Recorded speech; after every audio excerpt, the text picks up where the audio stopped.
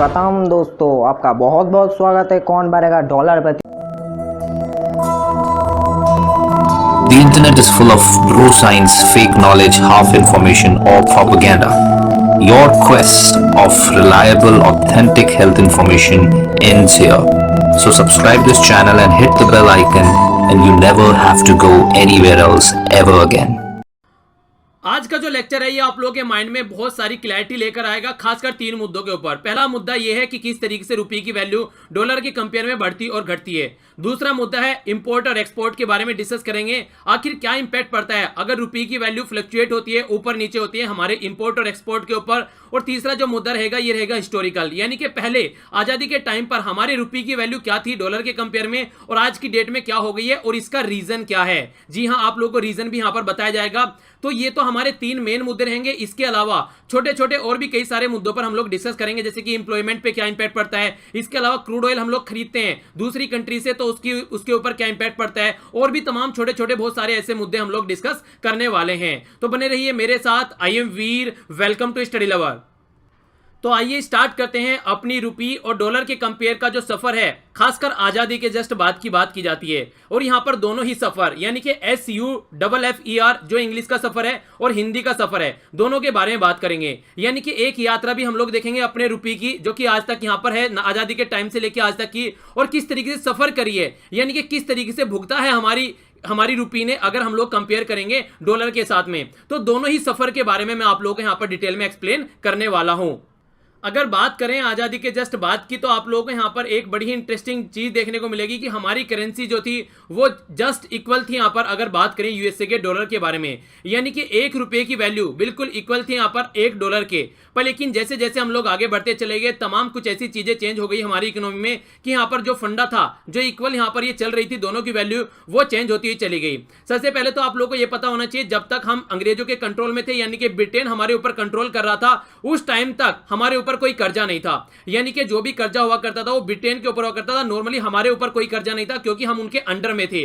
तो इसीलिए वहां पर जो वैल्यू थी यहाँ पर रुपये की, उस पर कोई ज्यादा इंपैक्ट नहीं पड़ रहा था। पर लेकिन जैसे ही हम लोग आगे बढ़ने स्टार्ट हुए, हमारी कंट्री आजाद हुई, और आजादी के बाद में 1951 के फेर में आप लोगों को देखने को मिला हमारा नया 5 ईयर प्लान निकल के आया। तो 5 ईयर प्लान को इंप्लीमेंट करने के लिए, हमारी सोसाइटी को एक सही डायरेक्शन देने के लिए, इंपावर करने के लिए सोसाइटी को, तो यहां पर पैसों की जरूरत पड़ी। तो उस टाइम पर हमने अपनी रुपये को थोड़ा सा डिवैल्यूएट कर दिया, यानी कि हमने अपनी रुपये को थोड़ा कम आंकना स्टार्ट कर दिया। और यहां पर उस टाइम पर सबसे बड़ी बात आप लोगों को ये देखने को मिलेगी, ये सारी चीजें गवर्नमेंट के द्वारा कंट्रोल की जाती थी। बाद में चलकर 1990 के हेरफेर में आप लोगों को पता ही है, हमारी जो इकोनॉमी थी वो ओपन कर दी गई, यानी कि प्राइवेटाइजेशन, ग्लोबलाइजेशन और लिबरलाइजेशन के जो रिफॉर्म निकल कर आए, वो बाद का फंडा है, उस पर भी अभी बाद में बात करेंगे। पहले यहां पर स्टार्टिंग की बात देखते हैं। तो इकोनॉमी को जो थोड़ा यहाँ पर जो हमारी करेंसी थी उसको थोड़ा सा डिवैल्यूएट किया गया, और इसलिए किया गया ताकि हमारे यहाँ पर थोड़ा सा FDI आ सके और कुछ हमारी जो इकोनॉमी है थोड़ी सी स्ट्रांग हो सके। तो उसके चीज़ों पर फोकस देते हुए यहाँ पर चीज़ें की गई, यानी कि हल्का सा यहाँ पर इंपैक्ट देखने को मिला। उस टाइम पर चीज़ें फिर भी सही थी, पर लेकिन आगे चल के जो काफ़ी इंपैक्ट पड़ा हमारी इकोनॉमी पे, वो चल के पड़ा 1962 की वार के टाइम पे। 1962 की वार, जब चाइना की वार के बारे में आप लोग जिक्र करते हैं, उस टाइम पर हमारा जो रुपये और डॉलर का जो कंपेयर था, वो आप लोगों को देखने को मिलेगा 1 डॉलर की वैल्यू लगभग 7.57 रुपये के कंपेयर में हो गई, यानी कि काफी डाउन हो गई हमारी इकोनॉमी। अगर बात करें यहाँ पर 1962 की चाइना के वार की बात नहीं, आखिर ऐसा क्यों हुआ? क्योंकि देखिए उस टाइम पर हम लोगों को कई सारी चीजों का यहाँ पर सामना करना पड़ा। एक तो हमारी इकोनॉमी में वैसे ही कई सारी प्रॉब्लम थी, जैसे कि हमारे यहाँ पर लोग भुखमरी की वजह से मर रहे थे, यानी कि उसके बाद में ग्रीन रिवॉल्यूशन आया, तब जाकर सिचुएशन सही हुई। पर लेकिन तब तक हमारी कंट्री में सिचुएशन काफी खराब थी, ऊपर से हम लोग को हथियार वगैरह खरीदने थे दूसरी कंट्री से, तो वो भी एक दूसरा फंडा था, जिसकी वजह से आप लोगों को देखने को मिलेगा हमारी इकोनॉमी की जो वैल्यू थी वो कहीं ना कहीं डाउन होनी स्टार्ट हो गई। फिर इसके बाद में 1971 में हम लोगों ने क्या किया, हम लोगों ने जो ब्रिटेन का पाउंड था उससे डीलिंक कर दिया अपनी इकोनॉमी को, और यहां पर एक तरीके से ब्रिटेन के पाउंड से जैसे इसको डीलिंक किया गया, उसके बाद में कनेक्ट हो गया हमारी इकोनॉमी कहीं ना कहीं डॉलर के साथ में। और फिर आगे चल के 1975 में कुछ ऐसी सिचुएशन बनी इमरजेंसी के ड्यूरेशन में, तो 1 डॉलर की वैल्यू लगभग आप लोगों को देखने को मिलेगी 8.39 रुपये के कंपेयर में हो गया, यानी कि और भी ज्यादा यहाँ पर डिवेल्युएट होगी। और फिर आगे चल के जब बात करते हैं 1990 के एयरफेयर में, तब जाकर हमारी इकोनॉमी आप लोगों को देखने को मिली कि बिल्कुल ये डामाडोल स्थिति में पहुंच चुकी थी। अगर हम लोग यहाँ पर लिबरलाइजेशन, प्राइवेटाइजेशन और ग्लोबलाइजेशन के रिफॉर्म न लेकर आते तो हमारी इकोनॉमी की हालत इतनी खस्ता हो चुकी थी कि हमारे पास में लगभग ये माना जाता था कि एक हफ्ते का क्रूड ऑयल बचा था उसका पैसा पे करने के लिए, यानी कि हमारा जो फॉरेक्स रिजर्व था वो कंप्लीटली यहाँ पर खत्म होने वाला था। तो इतनी खस्ता हालत हमारी कंट्री की उस टाइम पर हो चुकी थी। और रुपी की वैल्यू भी $1 के कंपेयर में लगभग 17 रुपये यहां पर हो चुकी थी, यानी कि रुपी की वैल्यू और भी ज्यादा डिवेल्युएट यहां पर हो गई। और आगे चल के 1993 में जो हमारी जो करेंसी थी यहां पर फिक्स्ड एक्सचेंज रेट के ऊपर काम कर रही थी, जिसको बाद में हटा दिया और यहां पर फ्लेक्सिबल एक्सचेंज रेट हो गया। यानी कि पहले गवर्नमेंट डिसाइड कर रही थी कि रुपये की वैल्यू कितनी डिवेल्युएट होनी है, कितना रुपये नीचे जाना है और कितना रुपये ऊपर आना है। फिर उसके बाद में हम लोगों ने क्या कर दिया, इसको इंडिपेंडेंट कर दिया। यानी कि अब मार्केट डिसाइड करेगी कि रुपये की वैल्यू क्या रहनी है, और डिमांड एंड सप्लाई वाला फंडा यहां पर इंप्लीमेंट हो गया। यानी कि डिमांड एंड सप्लाई के ऊपर डिपेंड रहेगा कि हमारी रुपये की वैल्यू क्या होने वाली है। तो कुछ ऐसा फंडा देखने को मिला और उसके बाद में हमारी जो करेंसी थी और भी ज्यादा डिवेल्युएट होनी स्टार्ट हो गई। और लगभग आप लोगों को यहां पर नजर आएगा, अगर बात करें यहां पर 2008 की, तो 2008 में आप लोग यहां पर देखने को मिलेगी हमारी वैल्यू थी जो करेंसी की वो लगभग $43 थी। अगर 2010 की बात 43 रुपये थी $1 के कंपेयर में, 2010 में 45 आप लोगों को देखने को मिली और 2018 में लगभग ये 70 के करीब पहुंच गई। यानी कि $1 की वैल्यू लगभग 70 के करीब आप लोगों को देखने को मिली। तो ये था हमारी करेंसी का सफर, हिंदी वाला सफर भी और इंग्लिश वाला सफर भी। अब बात करते हैं यहाँ पर किस तरीके से यहाँ पर चीजें बढ़ रही हैं और किस तरीके से घट रही हैं, और अगर वैल्यू बढ़ रही है और घट रही है तो इसका क्या इंपैक्ट पड़ रहा है। अब वो वाला पहलू हम लोग देखते हैं। अब थोड़ा सा इसको उदाहरण के तौर पर भी हम लोग समझ लेते हैं। अगर बात करते हैं 1947 की, यानी कि जस्ट जब हमारी कंट्री आजाद हुई थी, उस टाइम पर यहां पर आप लोगों को जो हमारी रुपये की वैल्यू थी वो इक्वल थी डॉलर के कंपेयर में।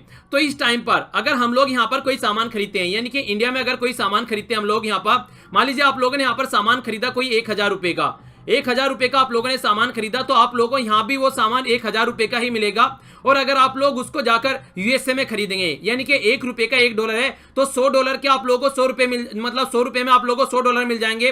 तो यहां पर भी आप लोगों को जो सामान रहेगा उतना सामान आप लोगों को उतना ही महंगा पड़ेगा, यानी कि यहां पर भी आप लोगों को उतने सामान का उतना ही पे करना पड़ेगा जब यहां पर करेंसी की वैल्यू इक्वल है। यानी कि कहने का मतलब यह है, अगर आप लोग यहां पर अगर करेंसी यहां पर इक्वल है, वो अलग बात है कि यहां पर उस सामान की अगर वैल्यू ही ऊपर नीचे हो रही है, यानी कि अगर उनकी मार्केट में उस प्रोडक्ट की वैल्यू कम है या ज्यादा है, तो वो एक अलग डिपेंडेंसी रहेगी। हम फिलहाल अभी ये बात कर रहे हैं कि मान लीजिए ये सामान यहां पर भी इतने का ही मिल रहा है और यहां पर भी इतने का ही मिल रहा है आज की डेट में, और यहां पर डॉलर चल रहा है और यहां पर रुपये चल रही है। ये कंडीशन हम लोग मान के चल रहे हैं, ठीक है, समझ में आ गया ना। यानी कि यहां पर हम लोग रुपये में खरीद रहे हैं और यहां पर डॉलर में खरीद रहे हैं, पर सामान की अगर बात करें यहां पर वैल्यू की, जब डॉलर और रुपये इक्वल है, यहां पर दोनों एक ही तरीके से बेच रहे हैं इसको। पर लेकिन अगर बात करें आज के कंपेयर में, अगर आज के कंपेयर में मान लीजिए, अगर जैसे आज आप लोग मान लीजिए डॉलर की वैल्यू जैसे आप मान लीजिए यहां पर 70 है, ठीक है, $1 की वैल्यू यहां पर 70 रुपए के बराबर है।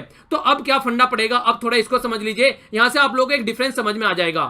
थोड़ा ध्यान से समझिएगा, कंफ्यूज होने की जरूरत नहीं है, बिल्कुल सिंपल सा फॉर्मूला है। पहले यहां था $1 $1 के बराबर था, अब यहां पर क्या हो गया, अब यहां पर $1 की जो वैल्यू हो गई है वो कितना हो गया, यहां पर 70 रुपए हो गया है, यानी कि 70 गुना यहां पर हो गया है। तो अब यहां पर वो 1000 रुपए जो आप लोग दे रहे थे यहां पर, अब 1000 से काम नहीं चलेगा, इसमें आप लोगों को 70 की मल्टीप्लाई करनी पड़ेगी। यानी कि जो पहले आप लोग सामान 1000 रुपए का खरीद रहे थे, अब वो आप लोगों को 70,000 रुपए का मिलेगा। जी हां, ये बिल्कुल सही है। अब हमारा जो इंपोर्ट है वो महंगा हो गया है, यानी कि जो हम लोग सामान यहां पर खरीद रहे हैं वो महंगा हो गया है। अगर यहां पर बात करें इक्वल पैसे की बात करें, तो ये आईफोन जो रहेगा लगभग मान लीजिए आप लोग क्या मिल रहा है, ये आईफोन अगर $1000 का आप लोगों को मिल रहा है और हमारी करेंसी इक्वल है यूएसए के, तो आप लोगों को ये 1000 रुपए का ही मिल जाएगा, जो कि आप लोगों को नॉर्मल भी फोन देखने को मिलेगा।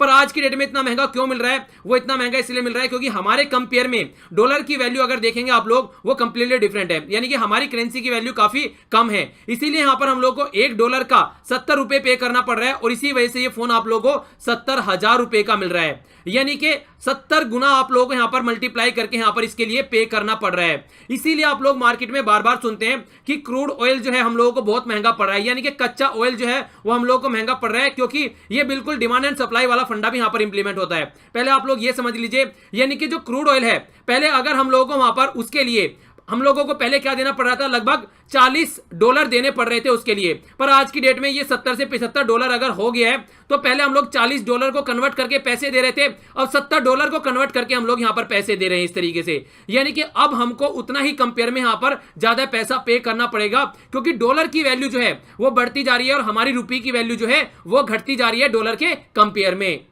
अब थोड़ा सा इसके अपोजिट बात करते हैं। हम लोग यहां पर अभी हम लोगों ने देखा, हम लोग यहां पर 70,000 रुपए लेकर जा रहे हैं और 1,000 रुपए का सामान खरीद के लेके आ रहे हैं, अगर हम लोग बात करें यहां पर यूएसए के कंपेयर में। पर लेकिन अगर यूएसए से कोई बंदा, कोई इंसान यहां पर लेके आ रहा है, वो जस्ट ओनली $1,000 लेके आएगा यहां से, और हमारी कंट्री में आते ही वो कन्वर्ट कराएगा, यानी कि डॉलर से रुपये में जब कन्वर्ट कराएगा, उसके ये $1,000 जो है ये यहां पर 70,000 रुपये में कन्वर्ट हो जाएंगे। तो कहने का मतलब क्या है, अब यहां पर अगर ये कोई आकर सामान खरीदेगा तो इसको वो बहुत सस्ता लगेगा, क्योंकि ये बस $1,000 लेके आए और उसके हाथ में इंडियन करेंसी के हिसाब से 70,000 रुपए हो चुके हैं। अगर पहले की बात करते तो ये $1,000 रुपए लेकर ही आता, $1,000 लेके आता और इसको यहां पर आकर $1,000 रुपए ही मिलते, यानी कि $1,000 रुपए का ही सामान ये खरीद पाता।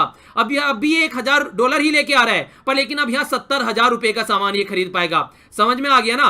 अगर जैसे जैसे हमारी करेंसी की वैल्यू डिवेल्युएट होती है तो यहां पर इसको क्या पड़ेगा, यहां पर इसको एक तरीके से सामान हमारी कंट्री में ये आकर खरीदेंगे तो सस्ता पड़ेगा, तो हमारी कंट्री का जो एक्सपोर्ट है वो बढ़ जाएगा। यानी कि अगर बाहर की कंट्री का कोई इंसान हमारी कंट्री में आकर कोई सामान खरीदेगा, अब उसको सस्ता पड़ रहा है, तो इसको सस्ता पड़ रहा है तो वो आसानी से यहां पर से ज्यादा सामान खरीद के लेके जाएगा।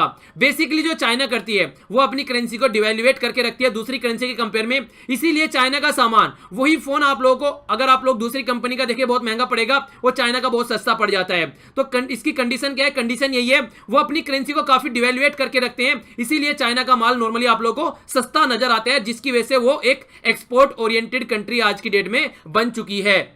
और इसीलिए हम लोग को यहां पर जब हम लोग कच्चा तेल खरीद के लेके आते हैं, क्रूड ऑयल, क्योंकि हम लोग को वहां पर डॉलर में पे करना पड़ता है, तो इसीलिए हम लोगों को महंगा पड़ रहा है। तो सिंपल सा फंड है, ज्यादा रटने की या फिर ज्यादा मतलब आप लोगों को सर में दर्द करने की कोई जरूरत नहीं है। बस ये याद रखना है, जैसे जैसे हमारी जो हमारी रुपये की वैल्यू अगर गिरती है तो हमारा इंपोर्ट जो है वो तो क्या हो जाता है, वो तो महंगा हो जाता है, ठीक है ना। इंपोर्ट महंगा हो जाता है और एक्सपोर्ट सस्ता हो जाता है, ठीक है। और अगर रुपये की वैल्यू बढ़ती है तो इसका अपोजिट हो जाएगा, यानी कि हमारा इंपोर्ट जो हो जाएगा वो सस्ता हो जाएगा और जो हमारा एक्सपोर्ट हो जाएगा वो महंगा हो जाएगा, ठीक है। तो यहां पर इस तरीके से ये फंडा आप लोगों को एक तरीके से माइंड में क्लियर रहना चाहिए, इसमें कोई भी आप लोगों को कंफ्यूजन नहीं होना चाहिए। तो अब एक एक करके फैक्टर यहां पर गिन लेते हैं जिसकी वजह से रुपये की और जो डॉलर की वैल्यू है उसमें कंपेयर किया जाता है और जिसकी वजह से रुपये और डॉलर की वैल्यू बढ़ती और घटती रहती है अगर उनके कंपेयर हम लोग करके देखेंगे।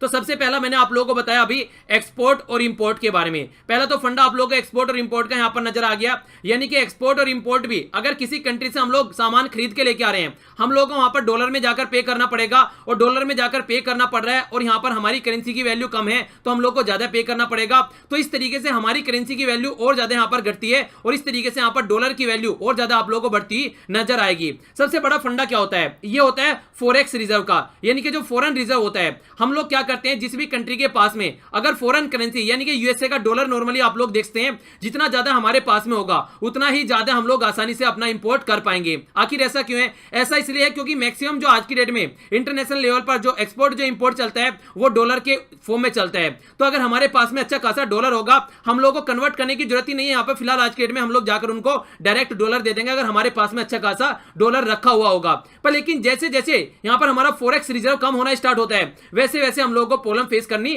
पड़ती है उस चीजों की वजह से। इसके अलावा देखिए बात आती है दूसरी, आप लोगों को देखने को मिलेगा इंटरेस्ट रेट। इंटरेस्ट रेट मतलब अगर मान लीजिए मैं आप लोगों को बोलूं एक बैंक है यहां पर ए और दूसरा बैंक है बी, अगर आप लोग यहां पर ए बैंक में जाकर अपना पैसा रखेंगे तो आप लोगों को यहां पर रिटर्न वापस में जो मिलेगा, यहां पर आप लोगों को 15% का इंटरेस्ट वापस में आप लोगों को मिलने वाला है। अगर आप लोग बी में जाकर रखेंगे यहां पर आप लोगों को 5 का मिलने वाला है। तो आप लोग कहां पर जाकर ज्यादा पैसा रखेंगे, आप लोग ए में ज्यादा पैसा जाकर रखेंगे क्योंकि यहां पर रखने से आप लोग को इंटरेस्ट ज्यादा मिल रहा है, यहां पर रखने से कम मिल रहा है। तो इसीलिए जब भी यहां पर यूएसए में जो यूएसए का सेंट्रल बैंक है जब भी वो अपना यहां पर इंटरेस्ट रेट बढ़ाता है तो हमारी कंट्री की जो करेंसी है वो यहां से मतलब हमारी कंट्री में जो भी यहां पर इन्वेस्टमेंट करते हैं वो क्या करते हैं, करेंसी निकालना स्टार्ट कर देते हैं और यूएसए में जाकर इन्वेस्टमेंट करना स्टार्ट कर देते हैं। क्योंकि सबसे बड़ी बात तो डॉलर की जा रही है, दूसरी बात यहाँ पर एक स्टेबल करेंसी है और काफी एक डेवलप इकोनॉमी भी है, तो यहाँ पर इन्वेस्टमेंट करते हुए किसी को डर भी नहीं लगता है। तो एक स्टेबल मार्केट में इन्वेस्टमेंट करना लोग ज्यादा पसंद करते हैं। इसीलिए बोला जाता है अगर यूएसए को जरा सी छींक आती है तो पूरी वर्ल्ड की इकोनॉमी को जुकाम हो जाता है। तो यही फंडा यहां से निकल के आता है। तो इसको आप लोग थोड़ा सा माइंड में रखेंगे तो आप लोग इसको लंबे समय से याद रख पाएंगे। यानी कि अपने आप पर इंप्लीमेंट करके देख लीजिए कहां पर आप लोगों को प्रॉफिट लगेगा, आप लोग वहीं पर जाएंगे। इसी तरीके से इकोनॉमी भी बढ़ती घटती रहती है, जहां पर उनको रिटर्न ज्यादा मिलता है वहां पर वो पहुंच जाते हैं अपने पैसे को लेकर। तो इसी की वजह से जैसे जैसे हमारी कंट्री में से ये डॉलर की फॉर्म में पैसा निकलना स्टार्ट होता है, वैसे वैसे हमारी रुपये की जो वैल्यू होती है वो डाउन होनी स्टार्ट हो जाती है। यानी कि आप लोग इसको वैसे भी समझ सकते हैं जिस तरीके से हमारी कंट्री में डीमोनेटाइजेशन हुआ था। तो डीमोनेटाइजेशन होने के बाद में मार्केट में जो सोल्ट है यानी कि जो नमक है वो कम रह गया था। यानी कि ये बोला गया कि नमक की वैल्यू, ये बोला गया कि नमक नहीं मिलेगा, जितना खरीद के रखना है रख लो, ऐसी अफवाह उड़ाई गई। तो उसकी वजह से जो ये आज की डेट में 20 रुपए का पैकेट आप लोगों को मिलता है ये 500 रुपए में बेचा गया। तो मतलब क्या था इसका? मतलब ये था कि डॉलर की वैल्यू, डॉलर की नहीं जो नमक था ये कम हो गया, तो इसलिए यहां पर लोगों ने खरीद लिया और मार्केट में इसकी अवेलेबिलिटी कम हो गई। तो अगर कम भी था जिसको खरीदना था वो 500 रुपए देकर भी उसने खरीदा। ये तो ये फंडा देखने को मिला। अब क्या, अब इसको डॉलर के कंपेयर में समझिए। हमारी इकोनॉमी से अगर कोई डॉलर निकाल के लेके जा रहा है तो हमारी इकोनॉमी में क्या रहेगा? डॉलर जो है हमारी इकोनॉमी में कम हो जाएगा। यानी कि हमारी इकोनॉमी में जैसे जैसे डॉलर कम होगा तो डॉलर की वैल्यू क्या होगी? बढ़नी स्टार्ट हो जाएगी। यानी कि पहले जो डॉलर हम लोग को 40 रुपए में मिल जा रहा था, आज वो डॉलर हम लोग को 70 रुपए में मिलना स्टार्ट हो जाएगा। तो इस तरीके से जहां पर किसी चीज की कमी होती है तो उसकी वैल्यू बढ़ जाती है। देखने को मिलेगा, कोयले को आप लोग देख लीजिए और हीरे को देख लीजिए। कोयला भी कार्बन है और हीरा भी कार्बन है, पर कोयला बहुत ज्यादा क्वांटिटी में नजर है इसलिए आप लोग उसकी वैल्यू देख सकते हैं, और हीरे की वैल्यू देख सकते हैं वो कम क्वांटिटी में आता है तो इसलिए आप लोग हीरे की वैल्यू देख सकते हैं। तो इस तरीके से जो कम अवेलेबिलिटी जिसकी चीज की होती है तो उसकी आप लोग को इस तरीके से इंपॉर्टेंस बढ़ती हुई नजर आएगी। इसी वजह से यहां पर जो डॉलर की वैल्यू होती है, जैसे हमारी इकोनॉमी में से डॉलर बाहर जाना स्टार्ट होता है वैसे वैसे यहां पर डॉलर की वैल्यू बढ़नी स्टार्ट हो जाती है हमारी करेंसी के कंपेयर में। दूसरा एक और रीजन यहां पर आप लोगों को देखने को मिलेगा, यह है current account deficit. Current account deficit क्या होता है? नॉर्मल भाषा में अगर मैं शब्दों में समझाऊं आप लोगों को, एक लेमैन भाषा में, तो यानी कि इसका मतलब आप लोग ये बोल सकते हैं जितना हम लोग एक्सपोर्ट करते हैं उससे जो हमारे पास में मनी आती है और जितना हम इंपोर्ट करते हैं उसमें हम लोग जितनी मनी हम लोगों को देनी होती है, तो इंपोर्ट में हम लोगों को ज्यादा देनी है और एक्सपोर्ट हमारा कम है। यानी कि एक्सपोर्ट करने के बाद में, सामान बेचने के बाद में हमारे पास में जो पैसा आया है वो इतना नहीं है कि हम लोग अपना इंपोर्ट का सारा जुगता यहां पर पैसा कर सकें। यानी कि हम लोग को इंपोर्ट में ज्यादा पैसा देना पड़ रहा है, तो इसीलिए हमारे पास में क्या हो गया? डेफिसिट हो गई पैसे की, ठीक है ना। यानी कि हम लोग को बाहर जो पैसा ज्यादा भेजना पड़ रहा है, सामान हम लोग ज्यादा खरीद के लेके आ रहे हैं, पर लेकिन हमारी कंट्री में जो हम लोग सामान हमारी कंट्री में खरीद के ज्यादा लेके आ रहे हैं और जो बेच रहे हैं वो हम लोग कम बेच रहे हैं। तो जो बेचने से पैसा आता है वो कम है और जो हम लोग सामान खरीद रहे हैं वो हम लोग ज्यादा का खरीद रहे हैं, तो इसलिए आप लोगों को देखने को मिलेगा यहां पर एक डेफिसिट आ जाएगा। यानी कि हम लोगों का जो यहां पर डेफिसिट आ गया है ये, इसको बोलते हैं हम लोग करंट अकाउंट डेफिसिट। एक मोटी मोटी भाषा में है, ठीक है। तो इसके ऊपर आगे चल के और वीडियो आप लोगों को मिलेगी, डिटेल में वहां पर डिस्कस किया जाएगा और भी बहुत सारे फंडे होते हैं इसके पीछे। फिलहाल अभी आप लोग यहां पर ये इतना समझ लीजिए जो मैंने आप लोगों को अभी फंडा बताया है, ठीक है। यानी कि बिल्कुल दूसरे भाषा में अगर आप लोगों को समझाऊं वो आप लोग इस तरीके से बोल सकते हैं, अगर नॉर्मल तरीके से और भी ज्यादा नॉर्मल तरीके से स्टूडेंट्स के लेवल पर जाकर समझाया जाए तो मान लीजिए आप लोगों के घर से कितना आता है? घर से आप लोगों को 10,000 रुपए महीना मिलता है, पर आप लोग खर्च कितना कर रहे हैं? आप लोग खर्च कर रहे हैं 12,000, तो यानी कि 2,000 रुपए के आप लोग डेफिसिट में चल रहे हैं। तो इस तरीके से यहां पर देख सकते हैं आप लोग, यानी कि एक्सपोर्ट हम लोग इतना नहीं कर रहे हैं जितना हम लोग इंपोर्ट कर रहे हैं, और एक्सपोर्ट से जो जितना पैसा आ रहा है उससे ज्यादा हम लोग को इंपोर्ट में देना पड़ रहा है, तो हमारी कंट्री में करंट अकाउंट डेफिसिट आ जा रहा है। तो उसकी वजह से भी हमारी वैल्यू जो है करेंसी की वो डिक्रीज हो जाती है, और जो यहां पर डॉलर की वैल्यू है उसके कंपेयर में हमारी कम दिखने को मिलेगी और डॉलर की वैल्यू ज्यादा देखने को मिलेगी। तो यहां पर करंट अकाउंट डेफिसिट जैसे जैसे बढ़ता चला जाता है वैसे वैसे हमारी करेंसी की जो वैल्यू है वो भी आप लोगों को कम होती हुई नजर आएगी। दूसरा एक और फंडा यहां पर है, अब तो हम लोगों ने अपनी कंट्री में देखा कि डॉलर की वैल्यू अगर हमारी कंट्री में कम हो गई, यानी कि हमारी कंट्री में डॉलर जो कम मिलने लगा तो उस टाइम से वैल्यू बढ़ जाएगी। अगर इंटरनेशनल मार्केट में भी डॉलर कम हो गया, यानी कि अगर किसी कंट्री जैसे कि चाइना ने बहुत ह्यूज लेवल में आज के डेट में रिजर्व इकट्ठा करके रख रखा है और यूएसए में बहुत ज्यादा रिजर्व इकट्ठा हो रखा है, इस तरीके से अगर इंटरनेशनल मार्केट में डॉलर ही ना मिले लोगों को तो तब भी इसकी वैल्यू बढ़ती नजर आएगी, तो फिर हमारी जो करेंसी की वैल्यू है वो आप लोगों को घटती हुई नजर आएगी। तो ये कई सारे फैक्टर तो आप लोगों को देखने को मिलेंगे। इसके अलावा पॉलिटिकल स्टेबिलिटी होना बहुत जरूरी है। कुछ दिनों पहले आप लोगों को वेनेजुएला की करेंसी देखने को मिली, बिल्कुल जमीन में क्या गड्ढे में चली गई बिल्कुल इकोनॉमी। रीजन यही था कि देखिए उनकी इकोनॉमी अनस्टेबल हो गई वहां पर, तो उस टाइम पर भी आप लोगों को ये चीजें देखने को मिलेगी। इन्फ्लेशन बहुत ज्यादा बढ़ना स्टार्ट हो जाएगा, और जैसे जैसे इन्फ्लेशन बढ़ना स्टार्ट होता है वैसे वैसे आप लोगों को डिमांड एंड सप्लाई का फंडा जो होता है वो डगमगाना स्टार्ट हो जाएगा और वैसे लोगों की जो जॉब है वो जानी स्टार्ट हो जाती है। यानी कि जो लैक ऑफ जॉब यानी कि लैक ऑफ इंप्लॉयमेंट की यहाँ पर जैसे यहाँ पर चीजें बढ़ती हैं वैसे ही इकोनॉमी और ज्यादा डामाडोल होने लगती है। आखिर क्यों बोला जाता है कि जिस कंट्री में अच्छी जॉब मिल रही है उस कंट्री का ग्रोथ अच्छा होता है?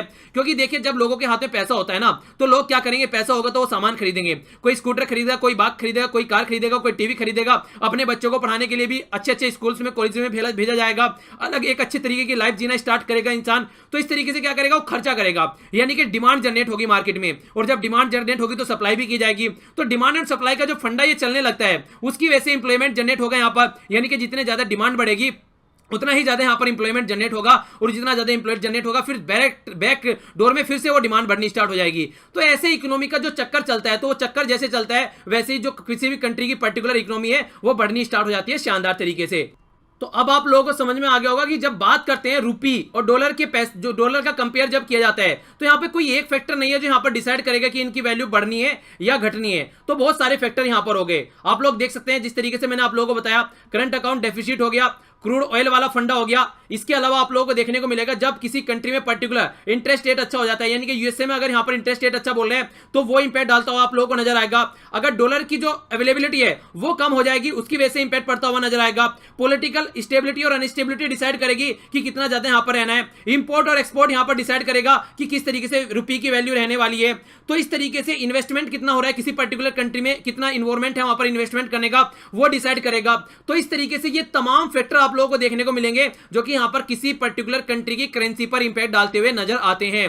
तो कभी भी अगर आप लोगों को देखने को मिले कि रुपये की वैल्यू ऊपर नीचे हो रही है तो इसका मतलब बहुत सारे फैक्टर इधर उधर हो रहे हैं, कोई पर्टिकुलर एक फैक्टर ज्यादा इंपैक्ट नहीं डालता है। जब बहुत सारे फैक्टर इकट्ठे हो जाते हैं तब जाकर एक ह्यूज इंपैक्ट पड़ना स्टार्ट होता है। तो ये आप लोगों की समझ में आया कि आराम से जिस तरीके से हम लोगों ने देखा स्टार्टिंग से लेकर आज तक की जो हमारी करेंसी है उसके कंपेयर में हम लोगों ने चीजों को देखा कि किस तरीके से डॉलर के कंपेयर में हमारी करेंसी की हालत खस्ता होनी स्टार्ट हो गई है। फिर हम लोगों ने देखा एक्सपोर्ट और इंपोर्ट के चक्कर में किस तरीके से कि सस्ता एक्सपोर्ट या इंपोर्ट और महंगा एक्सपोर्ट और इंपोर्ट क्या इंपैक्ट डालता है। इसके बाद में हम लोगों ने ये फैक्टर देखे सारे।